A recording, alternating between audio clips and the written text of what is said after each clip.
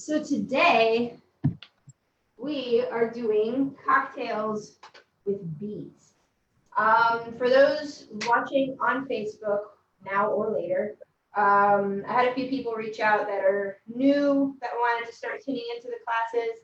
So just a basic rundown of how this works. I post in a group called the Pandemic Pinup Happy Hour every week. You get the recipes from these videos, or you can rewatch the videos and write them down. But on the Underground Cooking Club and the Pandemic Pinup Happy Hour page, there's a little flyer that goes out at the beginning of every week. It'll tell you what to buy in case you want to mix along, whether it's while I'm doing the class or on your own time later. I'm always available for questions if you need help with substitutions. I know it's kind of hard to find some things that I pick. So that's the first thing. Second, if you have any crazy ideas or things you want help with or want me to do a class on, feel free to reach out.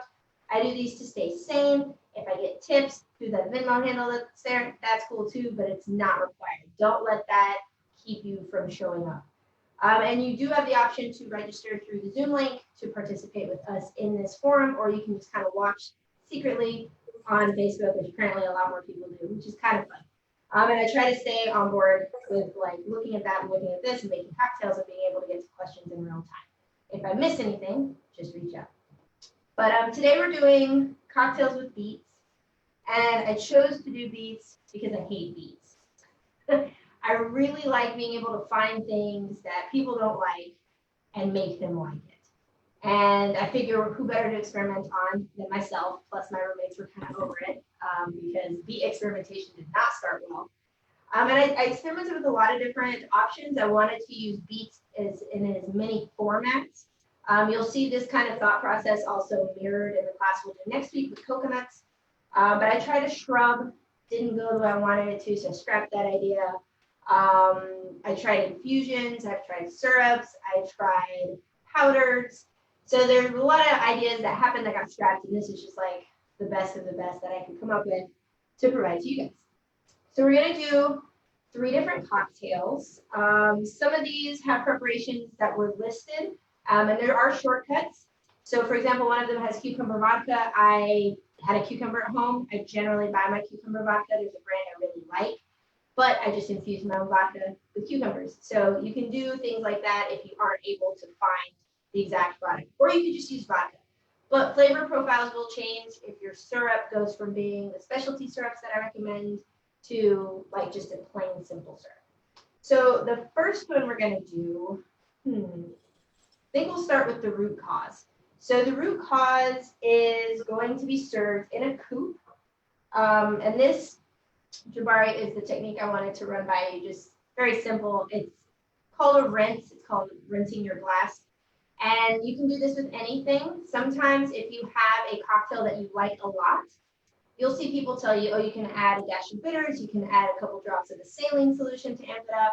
Another technique you can do is to rinse your glass.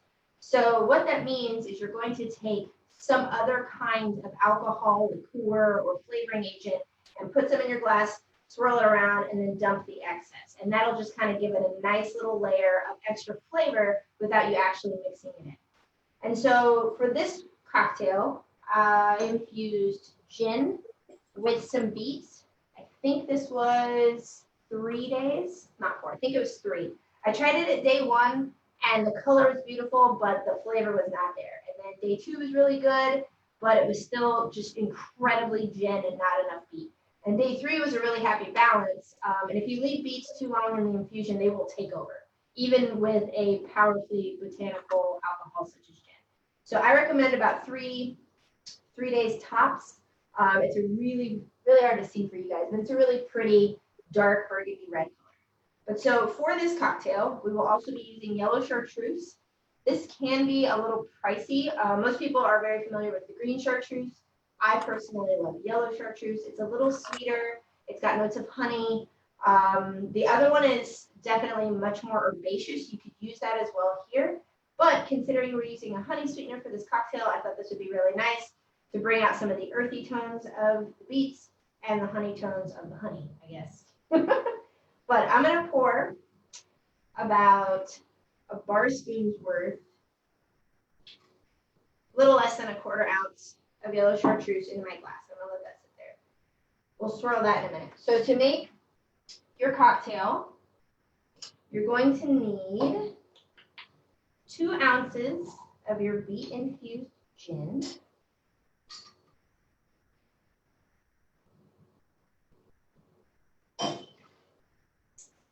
And then we're going to use a 3/4 ounce of lemon juice.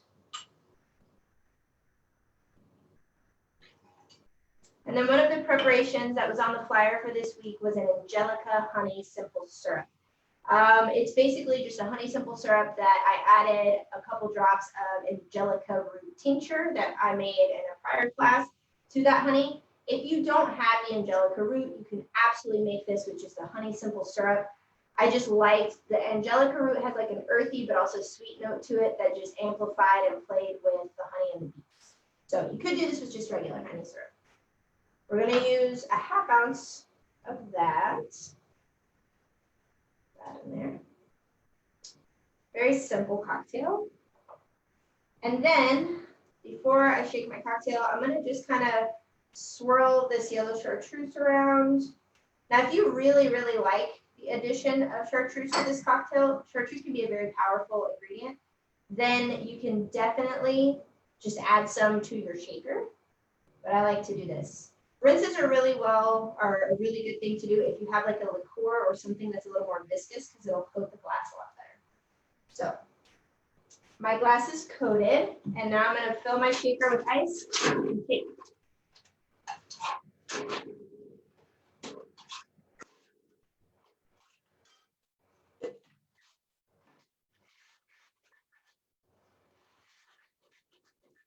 So quick question about the rinse. If you put the chartreuse in an atomizer and sprayed the glass, would that really have the same effect? That would also work. So I actually have an atomizer, and I would use that if I was going to make multiples of these. But because I was only making one, I didn't want to have to put your chartreuse in my atomizer and then clean it out for other things. But yes, if you have like a little mister or an atomizer that you can get for a few dollars on Amazon, some local liquor stores have them, then you can use that instead of trying to do the swirl. You just have to be careful if you do have an overly viscous liqueur, sometimes it won't come out as well, but yes, it works beautifully. Some people will even go as far as misting like oils and stuff onto your cocktails. It's a really nice technique.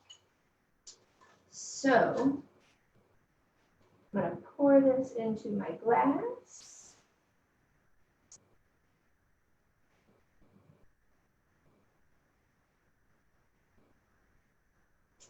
So most other bartenders would probably double strain a cocktail such as this, but it's really, really hot in Texas.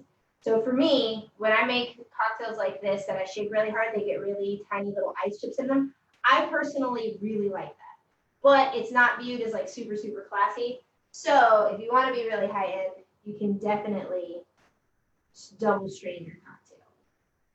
But this, I'm bringing it over for you guys to check it out. Woo, my garnish is going to fall in my glass. All right.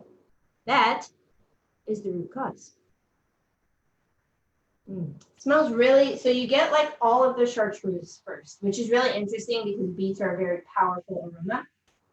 But the chartreuse is the aroma that hits you first, and then the beets, and then the gin. So just the aroma on this cocktail is an experience. It's not just one thing, it hits you in waves.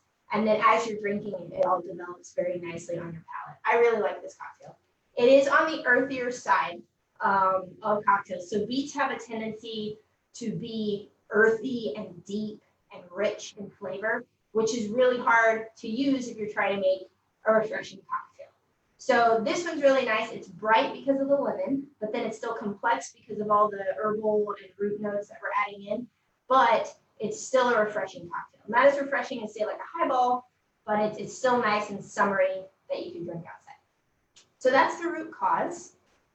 We're going to move forward to another cocktail called the sour beet. This one uses golden beet syrup. Now, I wanted to show you guys, I made a golden beet syrup. I have a photo of it I'll post later. If you do make this at home, the reason I made mine days in advance instead of day of is because I don't want anybody to freak out. When you make it, it's a beautiful, beautiful shade of gold. But then a couple days later, it's like a really odd shade of green because it oxidizes. Because the way I make my golden beet syrup, the beets don't cook all the way through. So they simmer in this, or they don't simmer, they steep in this syrup concoction, and then they get blended in so some of the juice gets out, and that's why it oxidizes. However, once you mix it, you're about to see it still stays really nice and golden. So if you do make it and then you see it turn this color, like the next day you open your fridge, don't think it went bad or anything like that. And if you're not making them for anybody and your cocktail color turns out a little funny, then it doesn't really matter. It still tastes good. But the color will turn out just fine. So the sour beet is a fizz cocktail, which this one's going to have the egg white in it, which means we're going to do my preferred version of a fizz shake, which is a dry shake and then a wet shake. There's also something called a reverse dry shake, where you shake it with ice first, strain the cocktail out of that shaker into a new one, and then shake it again with no ice. There's a lot of controversy about which technique is better to provide a better froth and texture. However, in my experiments, I feel like the additional work needed to be able to do a reverse shake or a reverse dry shake isn't worth the end results. To me, I think the classic dry shake is best. But that's just my personal opinion. Try them both at home and then see what you think. So we're going to use 1.5 ounces of cucumber vodka.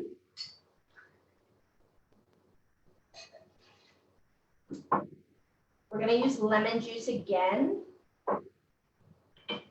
And you'll see a lot of cocktails. We're going to use a 3/4 ounce of lemon juice. You'll see a lot of cocktails that have beets have lemon juice. It balances the beets really well. You'll find the one-off with lime, but lemon and beets go together really, really well. So if you're trying to experiment at home, sometimes you don't know what goes with what. Lemon is a really good citrus to choose if you do want to experiment with beets. Now we're going to add 1/2 ounce of our golden, now oxidized beet syrup. And then I have a cardamom tincture that a colleague of mine made for me years ago. You can either make one yourself. We did have that class on tinctures a while back. And if not, you could use Angostura bitters. They're going to be probably the closest thing on the market to what I'm using. However, the flavor profile of Angostura bitters is much more complex. So I'm going to use 2 drops of my cardamom tincture. If you make this cocktail at home and only have Angostura, start with 1 drop and then taste it, see how you like it, add another, see how you like it. So I'm going to do 2 drops. And I'm going to pull up the Facebook real quick. There we go. And then I'm going to add 1 whole egg white. So like I mentioned before, I'm going to do a traditional dry shake, which means I have no ice in my shaker. We're just going to give it a shake. You want to try and shake for about 15 to 20 seconds, really break up the protein strands that are in the egg whites.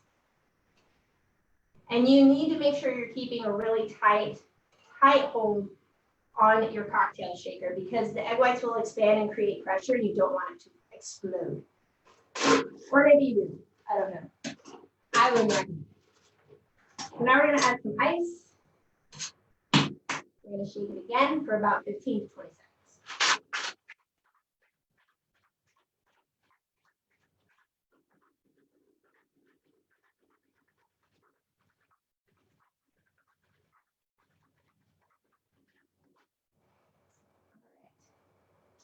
Surprisingly to me, this cocktail is really refreshing and it makes me think of a really nice tea. So I'm going to serve it in a little tea glass. So you're going to take your cocktail using a cocktail strainer, strain it into the glass of your choice.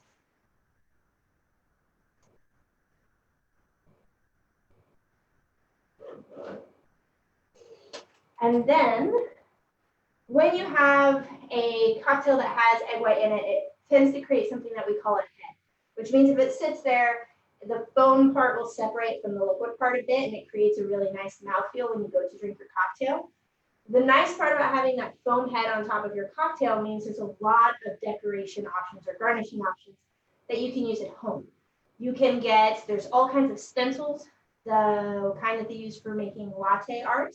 You can hold it over your cocktail and dust it with some kind of spice powder or powdered fruit that you like.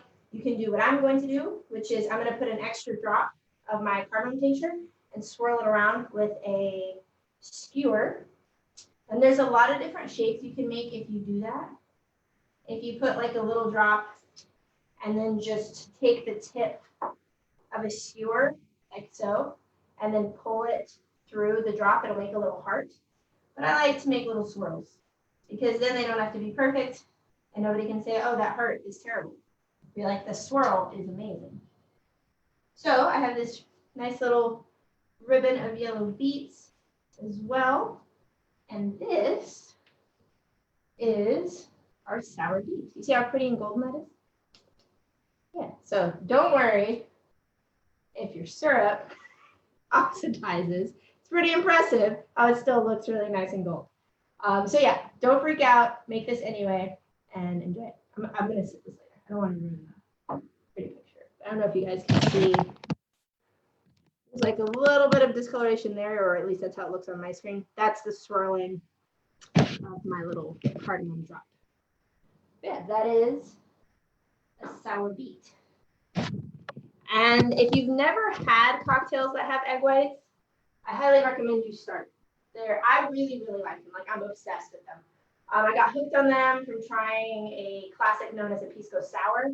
Those got me hooked on them, and then I've had Ramos Gin Fizzes. I've had all kinds of stuff with egg whites, and I just absolutely adore it. I love the texture changes because you have liquid. You have where the liquid meets the foam is this like creaminess, and then you have this really nice like meringue type of texture on top. I really like it. If for some reason you don't want to use egg whites, but you still want to accomplish that technique, you can do that with something called aquafaba, which is the liquid that comes off of like garbanzo beans or chickpeas in the can. That's used a lot for people that are looking for like vegan options so that they don't have egg in the cocktail. However, in my opinion, if you do that, you do get a very similar texture, but the smell of like tinned beans is always there. And for me, that's just not something I'm looking at in my cocktail. Perhaps if I was making a hummus-inspired cocktail, that'd be okay. But for me, but if you did need a vegan option, that's the way to do it. You could also use a mister and mist like an orange blossom water or a liqueur on top to try and take over that particular aroma. So, everybody's still on the same page? I think we're doing okay. So the next cocktail, it's going to seem like it's a little bit labor intensive, but I'm going to do it this way just so that I don't have to like leave the room to go clean anything, but I'll explain how you can do it at home without having to use as many utensils. So I'm pretty sure everyone's at least familiar with, if not has had, a tequila sunrise. And it's a cocktail that, you know, is very common. Most people hear about it when they first start drinking. It's supposed to be like fruity and easy to drink, and you can't taste the alcohol. And I just wanted to do something like that, but better. So if you're making this cocktail at home, I'm going to be using my friend's cocktail syrup. Her company is named Cocktail and Sons. They make an oleo sacrum, which is really nice. If you're unfamiliar with what that is, oleo sacrum is a syrup produced from the oils that come off of citrus peels. We did review or make one in a prior class, I want to say closer to the beginning of COVID in March. So it's definitely on the recipes and the flyers at the beginning of this whole project. If you need help finding it, I'll be more than happy to find it for you and send it directly to you. If you want to make your own, it is a process that takes some time. Sometimes you don't get the exact results you want, but they've pretty much perfected it. So I just have theirs. But if you don't have this, you can do this with simple syrup, but simple syrup tends to be a little bit sweeter. So when you're making this cocktail, just dial back your syrup ratio a little bit so it's not overpoweringly sweet. So to make this cocktail, we are going to take a ½ ounce of beets. You can do these boiled or roasted. The ones I'm using today have been roasted. When I was playing around with this, I did both roasted and boiled, and the flavor difference is minimal. I just noticed that it was more, the color gets retained more in the beets if you roast them. So basically, I'm going to infuse my simple syrup with these beets. So it's just to give it enough color and a hint of flavor without making it a beet syrup. So in a cocktail glass, or sorry, a mixing glass, I have a half ounce of roasted beets. Half ounce of roasted beets. And I'm going to use a half ounce of my oleosaccharum. Now, like I said, you can do this with the simple syrup if you want. I think it's better with the oleosaccharum. I also did tests with both of them. The oleosaccharum plays really well because the cocktail has a lot of citrus in it. So I'm going to muddle these up. Now, if you don't want to use more than one cocktail shaker, because the rest of the cocktail is shaken, you can do this in your shaker in the small tin. And then once we go to strain this out, you can just give your tin a rinse and continue to mix in that same tin. So, trying to get this to kind of look like grenadine. So really put in the work, mush up your beets. And then once you have it, you're gonna have your cocktail glass. I'm using one that looks like this. You could use a Collins or like a champagne flute. Either one of those would work. And I'm going to strain that syrup into the bottom of my glass.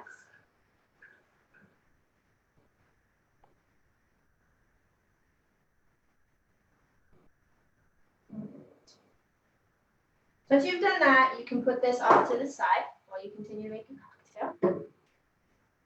So in your cocktail shaker, what we're going to need is 1.5 ounces of tequila. I chose an aged tequila. This is Añejo Reposado. It's a Reposado. Añejo Reposado would be really good for this. You could use silver, but the beets have an earthy tone. The aged alcohol just adds to that in a really nice way, whereas the silver just kind of disappears into the cocktail. And I firmly believe that when we're using a bunch of different ingredients, the idea is to make them all come together and shine together as opposed to have one thing overshadow the other and disappear. 10 minutes syrup. All right, so 1.5 ounces of your tequila.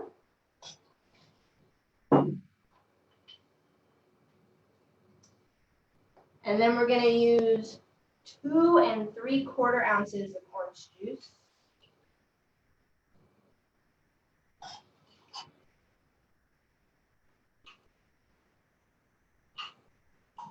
All right, and then we're going to use 1/2 ounce of lime juice.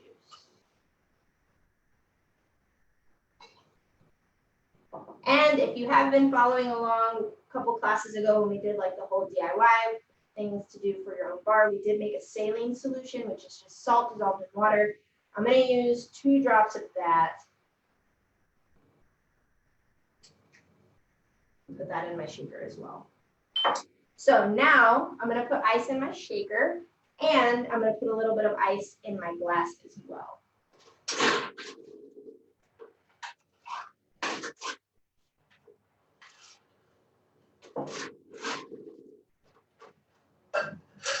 And the reason we're putting ice in the glass instead of like dirty dumping our cocktail, which is with everything including the ice, is because this will help the syrup stay on the bottom and layer like the sunrise. All right, so now we're going to shake our cocktail for about 10 seconds.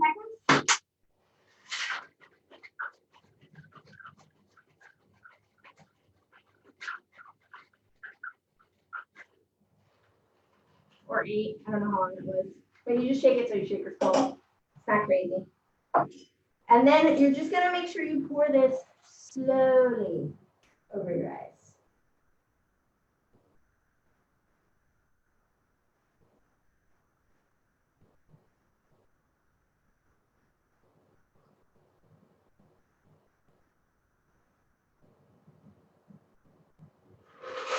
All right.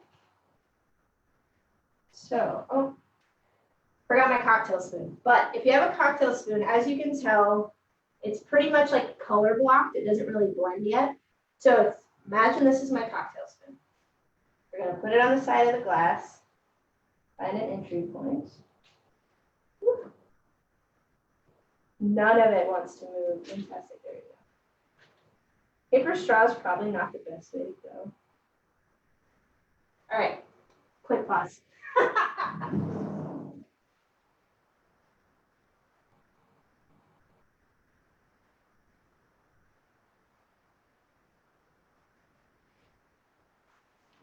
Alright, actual cocktails.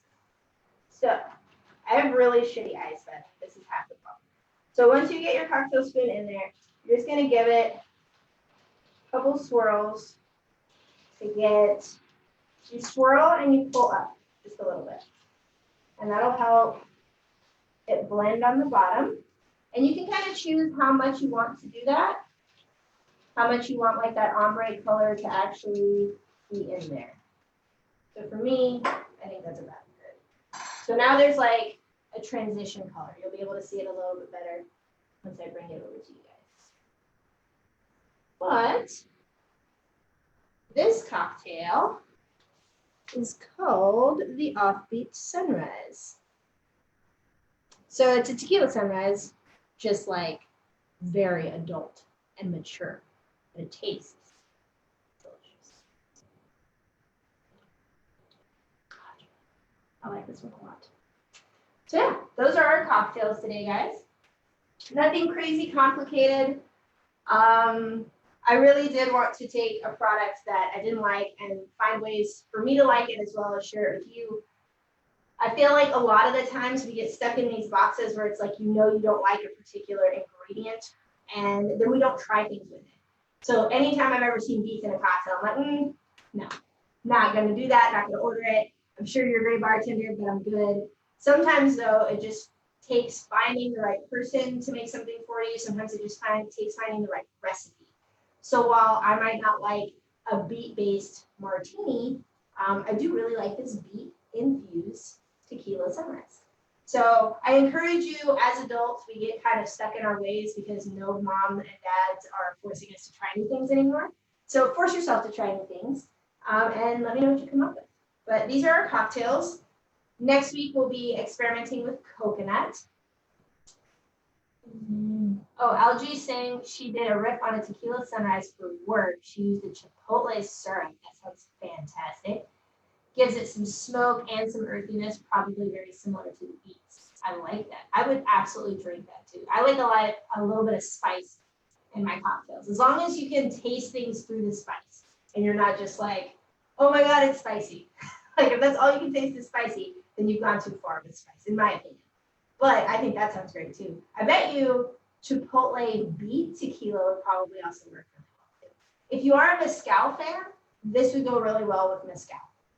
There's like two types of people who like mezcal, people who don't. So if you do like mezcal, this is a good one for that. Savory syrup. How is this? So savory syrup, it's still going to be a simple syrup because you need that texture, but you're using savory ingredients. So there are sugars that are less sweet that you can use, such as agaves, honeys, different things like that. That'll also make them a little less sweet if you want to use that. But savory syrups are a fantastic thing to do. There is, I think, Jabari, before you came in and started joining us, I'll have to look it up and like send you to the exact link so you don't have to search everything. But we did a savory cocktail class. So there were a lot of vegetables being used in the cocktails without them all being Bloody Marys. Seeing the Jersey sunset. All right, so the people in the class are participating in the comments. So I'm going to get off of the live on Facebook and join them in talking some smack and drinking these cocktails. But feel free to join us next Sunday in your best tropical garb. I'm going to be making coconut drinks. If I feel so inclined, I might even serve one in a coconut. Who knows? But yes, join me next Sunday, same time, same place, same weirdo. Thanks for watching on Facebook. But if you're not in Zoom, it's over for you guys. Enjoy the rest of your Sunday.